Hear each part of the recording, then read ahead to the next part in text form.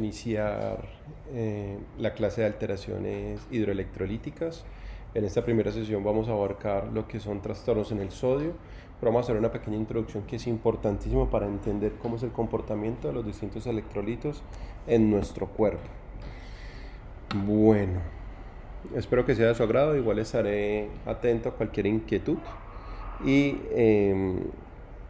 responderemos pues aquellas preguntas. En cuanto al trastorno de los electrolitos, es importante saber, muchachos, que el cuerpo maneja, digamos, un total, y ese total va o se relaciona entre el agua que tengamos en el cuerpo con los distintos solutos que en el mismo tengamos en cada uno de los compartimentos discernidos.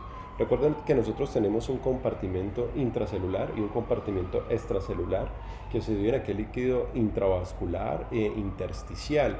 Dentro de cada uno de esos, digamos, porciones anatómicas, pues va a haber un movimiento de agua de un lado a otro, igual que solutos. A eso lo llamamos solutos y solventes. Eso se vio hace ya mucho tiempo en los primeros semestres de medicina en un apartado de fisiología básica.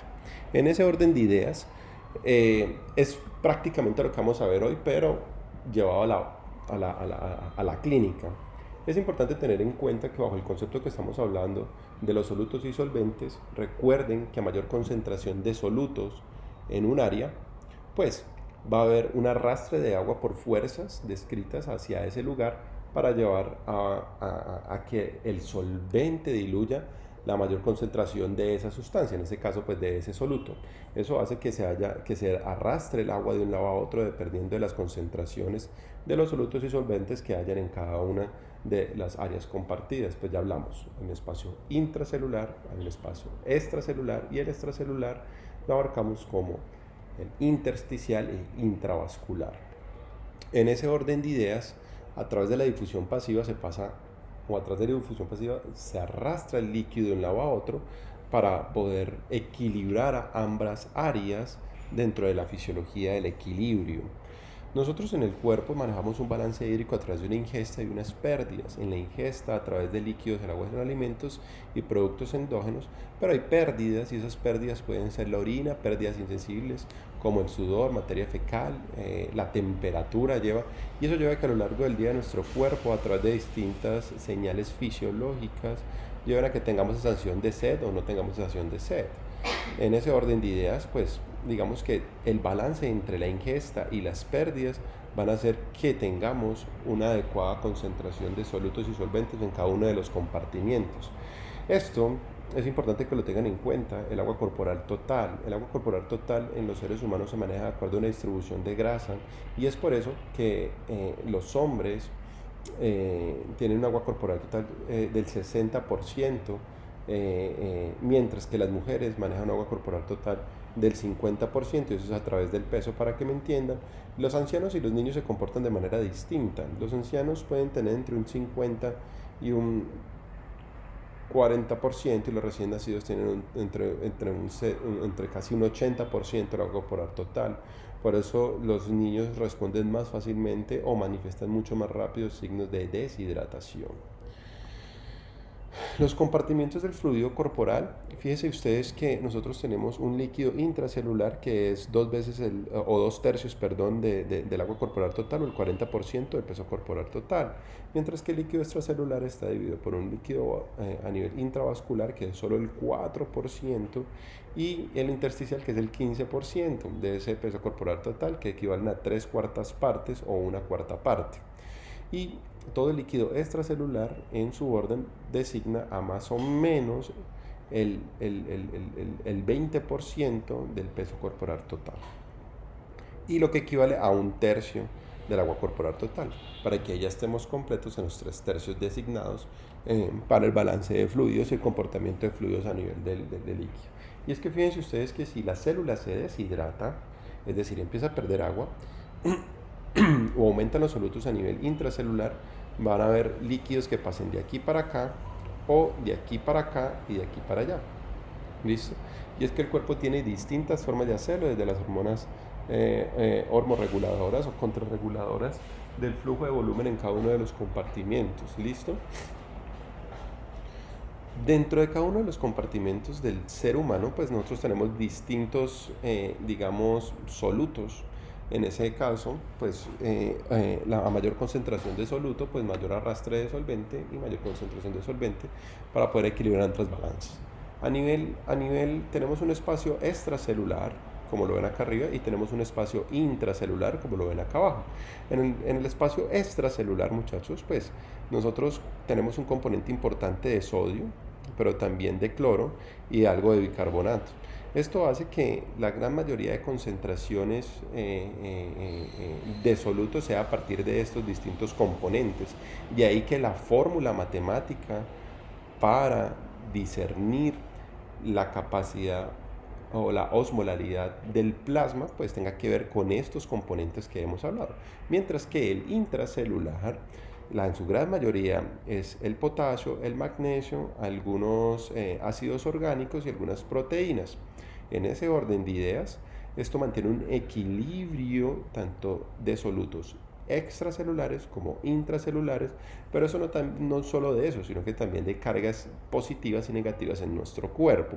Pero fíjense en estos tres importantes que son el sodio, el cloro, y aquí hay uno que no se mide mucho y que no está aquí en esta fórmula, o digamos en este balance, porque digamos que en condiciones de carga, pues ácida o base es muy, digamos que no es tan importante, pero que es importante en la fórmula de la osmolaridad, ¿listo? Que lo van a ver ustedes más adelante, que es el boom y la glucosa. Pues ellas también hacen parte de las distintas cargas, de los distintos, diría yo, pesos de solutos en cada uno de los compartimentos y que pueden o no pasar membranas. En ese orden de ideas, la glucosa y el boom toman un peso importante en la fórmula matemática, pero ya vamos a explicar por qué. La ósmosis no es más que la capacidad que tiene una, un distinto compartimento de arrastrar o no, o empujar o no, líquidos a un lado a otro. Pero recuerden que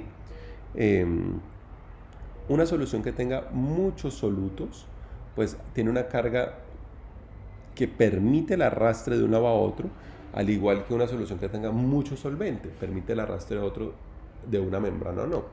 En condiciones matemáticas, la osmolalidad es cuando la concentración osmolar de la solución se expresa en kilogramos de solvente, mientras que la osmolaridad es cuando se expresa como osmoles por litro de la solución. En ese orden de ideas, pues nosotros contamos con una osmolaridad plasmática, una osmolaridad efectiva y una osmolaridad normal. La osmolaridad normal de todos los seres humanos abarcan de 280 a 295 miliosmol por kilo, mientras que la osmolaridad plasmática es una fórmula matemática que nos lleva a expresar esto en condiciones, digamos, que se espera que sea normal. La osmolaridad o la fórmula matemática para sacar la osmolaridad plasmática es 2 veces el sodio más la glucosa sobre 18 más el boom sobre 2.8.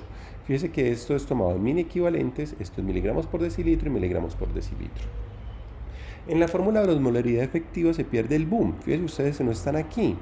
Resulta que el boom, digamos que si bien a unas concentraciones importantes empieza a tener, digamos, un peso molecular o un peso osmolar bastante significativo, el problema real del nitrógeno ureico es que pasa muy fácilmente las membranas, es muy lipofílico, entonces no equivale a una carga concerniente a un lado a otro. ¿Listo? En ese orden de ideas, es importante que ustedes sepan que el boom bajo la osmolaridad efectiva se pierde.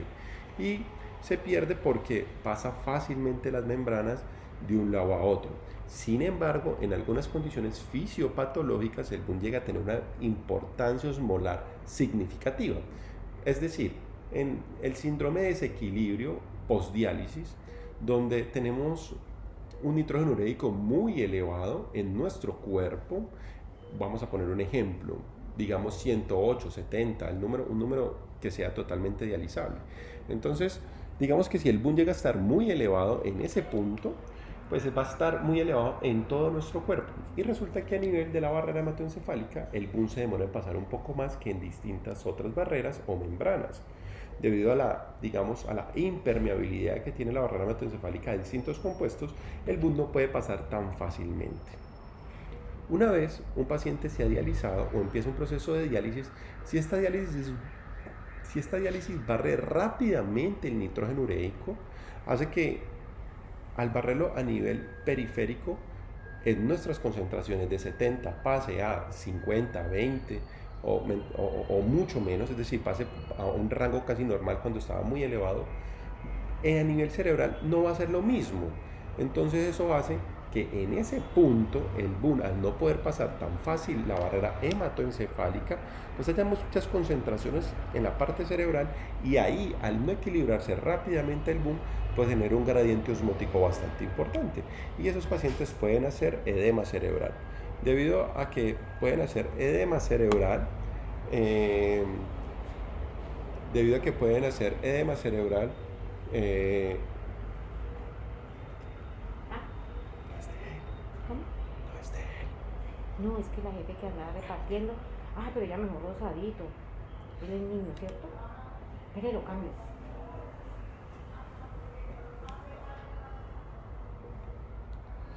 debido a que el BUN no puede pasar fácilmente la barrera hematoencefálica, a pesar de unas concentraciones cerebrales muy altas, y al barrer fácilmente la concentración periférica, pues hace que ahí el BUN tenga un peso osmolar bastante significativo, y lo que va a hacer es arrastrar agua a nivel cerebral, y ese paciente va a entrar en edema cerebral. En ese orden de ideas, pues lo que va a suceder es que pues el síndrome de desequilibrio postdiálisis no es más que un edema cerebral asociado a grandes cantidades de BUN a nivel intracerebral, que no se pueden barrer fácilmente por diálisis, porque la barrera hematoencefálica no permite un arrastre adecuado del BUN para un equilibrio de un lado a otro de la barrera. Listo.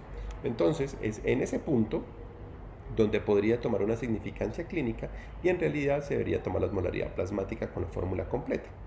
Sin embargo, en la osmolaridad efectiva se pierde esa efectividad, porque, pues, como lo he dicho, en otros tipos de membranas o en otro tipo de barreras el BUN pasa fácilmente de un lado a otro, condición que hace que no sea un osmol activo dentro de un compartimento o efectivo dentro de un compartimento. De ahí a que la fórmula de la osmolaridad efectiva sea 2 veces el sodio más la glucosa sobre 18. Lo normal de la osmolaridad es que seamos entre 280 y 295 miliosmol. Todo lo que esté por debajo de ello, vamos a hablar de un estado hipoosmolar, y todo lo que esté por encima de esto, vamos a hablar de un estado hiperosmolar. Mírense el ejemplo que hemos hablado. Tenemos una célula aquí y la vamos a poner en un medio. La célula maneja unas concentraciones de soluto a nivel intracelular definidas por sus organelas y las distintas concentraciones de sodio, de potasio, de magnesio y de iones intracelulares. En ese orden de ideas, pues ella mantiene una membrana celular que es muy lipofílica y pues puede pasar fácilmente o no soluto. Si la metemos en un medio isotónico, no va a haber una modificación entre la concentración de solutos intracelular versus la concentración de solutos extracelular. Si la ponemos en un medio hipotónico, es decir, que la tonicidad por fuera de la célula sea mucho menor que por dentro de la misma, lo que va a pasar es que la célula va a ganar agua, y eso va a hacer que la célula se hinche. En este caso, la célula a nivel medio isotónico pues va a ganar mucha agua y va a estar mucho más grande. En este orden de ideas, una célula aislada que le pase esto puede entrar en una cosa que se llama estallido osmótico. ¿Listo? Entonces, o en edema cerebral, y va a haber una alteración en su funcionalidad. Mientras que si tenemos una célula que la sumergimos en un medio hipertónico, lo que va a hacer la célula es deshidratarse. Entonces se va a poner mucho más chiquita, se va a deformar y va a perder agua, para tratar de equilibrar las concentraciones de soluto extracelular versus las intracelular. ¿Listo? Y fíjese cómo estos mecanismos, a través de la difusión pasiva y la apertura de algunos canales a nivel celular, suceden en sus distintos medios, y por eso la célula empieza a adaptarse a lo largo del tiempo. Ahora bien, ¿qué pasa cuando nosotros le ponemos distintos volúmenes a una solución a nivel de los espacios? Entonces tenemos un estado normal, ¿ya?, a nivel extracelular y a nivel intracelular. Si le adicionamos una solución isotónica, fíjense que la isotónica pues va a hacer que al espacio extracelular aumenten sus concentraciones, ¿listo? Por eso nosotros reanimamos a un paciente con fluidos isotónicos, porque es a nivel intracelular que necesitamos generar una efectividad importante. Si lo hacemos con una solución hipotónica, como sucede, por ejemplo, en algunas recomendaciones de pacientes con hiperglicemias severas o estados hiperosmolares, pues lo que vamos a hacer es hidratar tanto la célula como el espacio extracelular.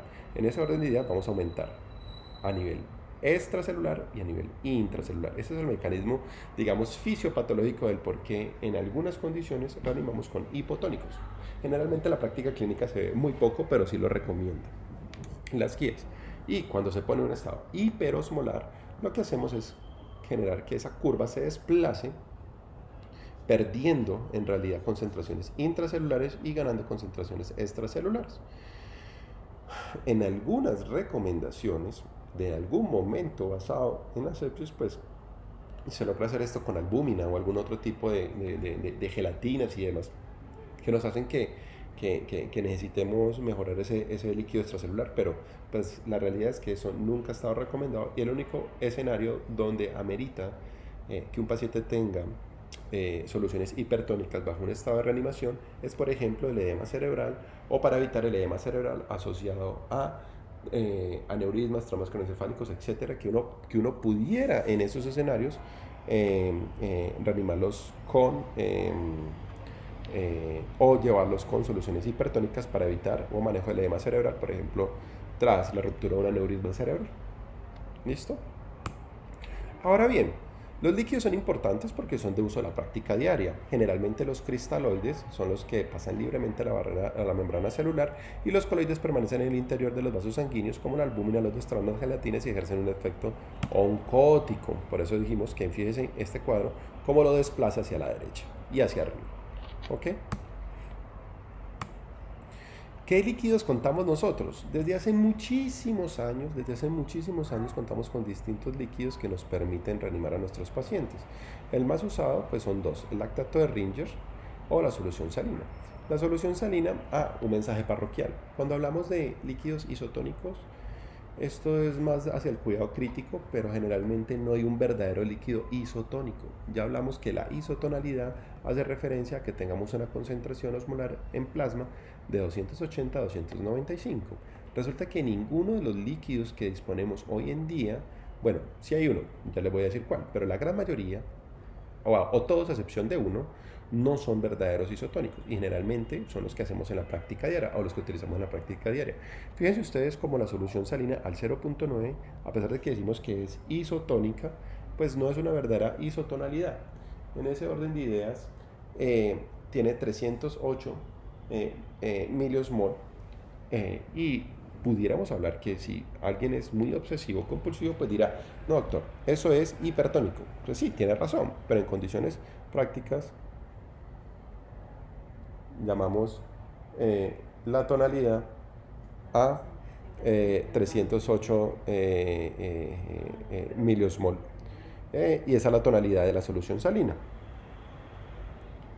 El lactato de Ringer, que es otro que utilizamos mucho, tiene 278 miliosmol, y también hablamos como isotónicos. Mire que tenemos dos isotónicos, hay un hipotónico, solución salina al 0.45 hablamos que es hipotónico, y obviamente al 7.5 hablamos que es hipertónico, o al 3% también hablamos que es hipertónico, que no está aquí. La glucosa, pues obviamente es isotónica, pero eso se utilizan para hacer las concentraciones de uno a otro compartimento. De ponerle o no sodio, potasio, para convertirlas en un verdadero hipertónico hipotónico. Y bueno, aquí está esta que se llama Plasma-Lyte. Este Plasma-Lyte es lo más cercano al plasma y es con lo que uno debería reanimar a todo paciente, pero tiene dos inconvenientes importantes. La primero, la accesibilidad del Plasma-Lyte es prácticamente nula en nuestro medio. En nuestro sitio de práctica clínica o nuestra clínica lo utiliza, pero en situaciones muy especiales. Y el otro problema que tiene es el precio, son muy caros. La comparación entre un Plasma-Lyte versus una solución salina es bastante importante. Ahora bien, miremos las concentraciones que tiene de sodio y cloro la solución salina. Cuando hablamos de solución salina normal, estamos hablando de solución salina al 0.9%. En ese orden de ideas, Cuando hablamos de solución salina normal, entonces vamos a decir solución salina es igual al 0.9%. Solución salina al 0.45 y solución salina al 7.5, pues se tiene que dar referencia a eso. Pero cuando hablamos de solución salina normal, 0.9%. La solución salina normal tiene 154 mini equivalentes de sodio y de cloro tiene 154 mini equivalentes. Fíjense ustedes que esto no es real con el plasma. Y de hecho, Ringer desde hace mucho tiempo, en el descubrimiento de la misma dijo, oiga, la solución salina tiene mucho cloro, esto no puede ser así. Y empezaron a hacer distintas concentraciones a distintas soluciones para tratar de volver esto un poco más fisiológico. Y fíjense ustedes que el sodio en la solución de lactato de Ringer es de 131, mientras que de cloro es de 111, le adicionaron algo de potasio, le adicionaron calcio y le adicionaron lactato. ¿Ok? 29 mini equivalentes, lo que hace que finalmente termine siendo una solución isotónica con unas concentraciones casi equiparables con el plasma de cada una de estas sustancias.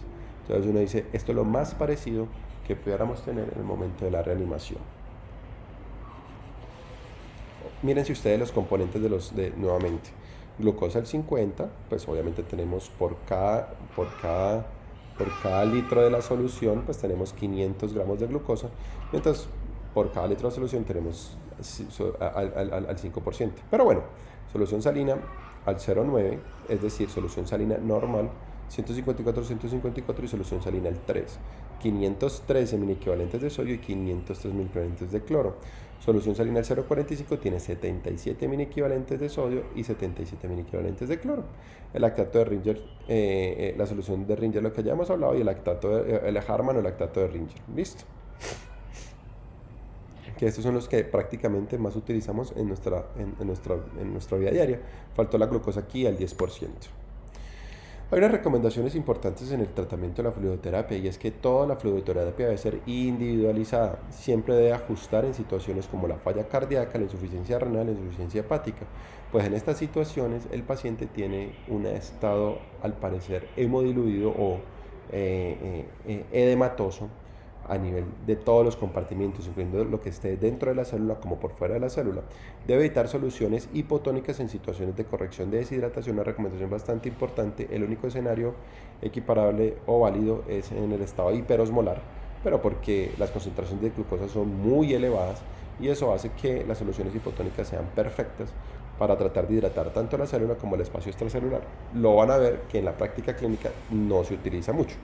Las soluciones destrozadas tienen un comportamiento hipoosmolar y la máxima osmolaridad por vía periférica son 800 a 900 milimol por litro. Cuando hablamos de desequilibrio hidroelectrolítico, pues nos vamos a fundamentar en dos iones importantísimos que vamos a aprender a corregir en estas clases: el sodio y el potasio. Cuando hablamos de un sodio disminuido, estamos hablando de una hiponatremia, estamos hablando de sodio por debajo de 135. Cuando estamos hablando de la concentración normal de sodio de 135 a 145, aquí hay un error, es 145, listo, y cuando hablamos sodio elevados por encima de 145, que también hablamos de hipernatremia.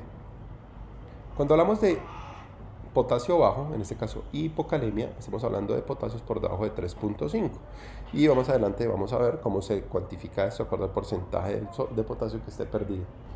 Cuando hablamos de potasio normal, estamos hablando de 3.5 a 4.5, la literatura habla de 5. Y cuando hablamos de potasio elevado, por encima de 5. Los trastornos en el sodio. Bueno, quiero que no se compliquen la vida, porque cuando vamos a reponer el sodio, pues la gente empieza a complicarse. Al final vamos a dar una fórmula muy sencilla que va a resolver todo. Las hipernatremias. Vamos a empezar por aquí. En cuanto a las hipernatremias, pues hablamos de hipernatremia cuando tenemos una concentración sérica de sodio por encima de 145 mil equivalentes por litro. Todas son hipertónicas, esto es un mensaje parroquial, todas las hipernatremias son hipertónicas.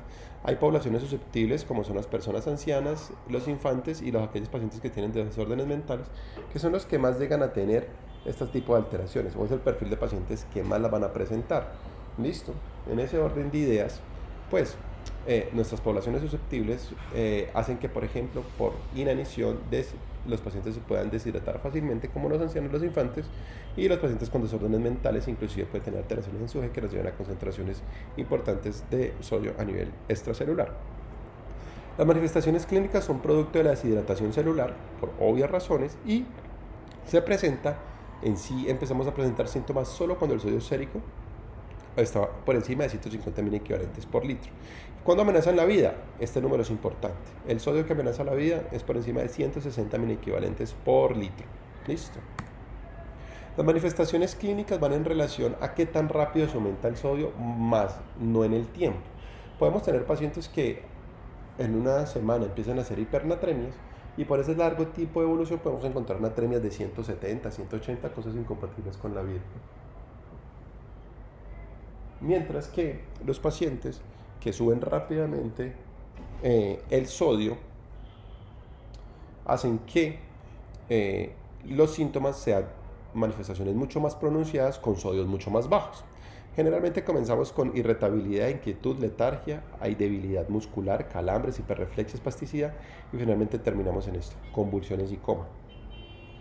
Cuando hablamos de hipernatremia, fíjense ustedes que ahorita yo les dije un número mágico de 145, alguna literatura lo toma por encima de 145, que es lo importante. Los síntomas no empiezan sino por encima de 150, algunos pacientes de acuerdo a la velocidad con la que lo suban, y definitivamente los pacientes hablamos de un sodio con riesgo para la vida por encima de 160. Esto hay que hacerse varias preguntas para el enfoque y van a encontrarse muchos de estos cuadros en todas las literaturas que ustedes abarquen de esto. Lo primero, tenemos una hipernatremia. Vamos a hablar del paciente. ¿Será que el paciente tiene ganancias de sodio? Es decir, tiene una condición de sodio hipertónico, es decir, le estamos dando aportes de una solución hipertónica, o es casi, o puede pasar por ahogamiento en agua salada, o hay un aporte de bicarbonato. Las pérdidas el aumento del sodio puede estar relacionado con las pérdidas netas de agua. En este caso podemos saber por agua pura o fluido hipotónico. Por agua pura, pues pérdidas insensibles, hipodipsia, diabetes insípida, o por fluidos hipotónicos. Entonces ahí es algo importante. Siempre que lleguemos a este punto, siempre nos tenemos que preguntar qué tanto está respondiendo ese riñón al aumento de sodio o a esas pérdidas de agua. Entonces, cuando hablamos de unas pérdidas renales, estamos hablando de que tenemos una concentración urinaria de sodio mayor a 20.000 equivalentes, es decir, que si le tomamos una medida de sodio en orina a ese paciente es mayor a 20.000 equivalentes. Cuando hablamos de eso, hablamos que el paciente puede estar o ante un diurético de asa, o puede estar ante un diurético osmótico, puede estar ante una diuresis postobstructiva o una fase poliúrica tras la obstrucción. En ese orden de ideas, digamos que también puede estar asociada en algunas acidosis tubulares, y aquí, mientras tengamos unas concentraciones elevadas de sodio a nivel renal, pues estamos diciendo que el sodio o el riñón es el culpable de su alteración y hay que buscar si es medicamentoso o por problemas tubulares propiamente es dicho del riñón. Mientras que las pérdidas extrarrenales tenemos unas concentraciones de sodio por debajo de 10.000 equivalentes y nos tenemos que preguntar, ¿son pérdidas gastrointestinales o son pérdidas cutáneas? ¿Ese paciente tiene hiperhidrosis o está quemado? ¿O ese paciente tiene náuseas, tiene vómito, diarrea, tiene aumento de la presión nasogástrica, tiene una fístula enterocutánea, o está tomando mucha lactulosa, lo que le está provocando definitivamente diarreas a ese paciente? Entonces, digamos que en todas las alteraciones de sus electrolitos se van a encontrar este tipo de cosas que son importantes en la alteración, este tipo de cuadros que son importantes en el algoritmo diagnóstico de las alteraciones hidroelectrolíticas. Para tener en cuenta, bueno, esto es un apartado que se tomó especial porque siempre tenemos confusión en eso, y es que la diabetes insípida tenemos unos criterios diagnósticos y son la hipernatremia, la osmolaridad sérica por encima de 310, obviamente un sodio urinario bajo por encima de 10.000 equivalentes y poliuria. Causas, fíjense esto, pueden ser neurogénicas o pueden ser nefrogénicas. Neurogénicas, tumores, tromocroencefálicos, compromiso por tuberculosis a nivel del sistema nervioso central, sarcoidosis, meningoencefalitis, síndrome de Guillain-Barré, o idiopáticas, mientras que las nefrogénicas nos pueden dar diabetes insípida, congénitas, enfermedad de médula renal, fármacos, anfotericina B, etc. Esto nos puede causar alteraciones del aumento de las concentraciones de sodio. Solo debe hacerse una reposición isovolémica y pues el paciente si está deshidratado, hablemoslo como una hipernatremia hipovolémica, hay una hidratación con soluciones isotónicas, y en el paciente hipervolémico, pues definitivamente hay que hacer restricción de líquidos y utilizar diuréticos de asa.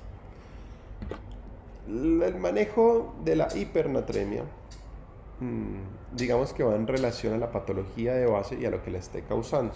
En su gran mayoría tiene que ver con restricciones o poner agua libre. Al final de estos trastornos vamos a ver una fórmula que podemos utilizar tanto en la hipernatremia como la hiponatremia para saber cuánto tenemos que aumentar o cuánto tenemos que bajar de sodio en un plazo de 24 horas en nuestros pacientes. Y recuerden que dependiendo de cada una de las causas, pues o necesita restricción o necesita hidratación o necesita medicamentos que lleven a una mejor resolución de ese estado hipernatrémico. La hiponatremia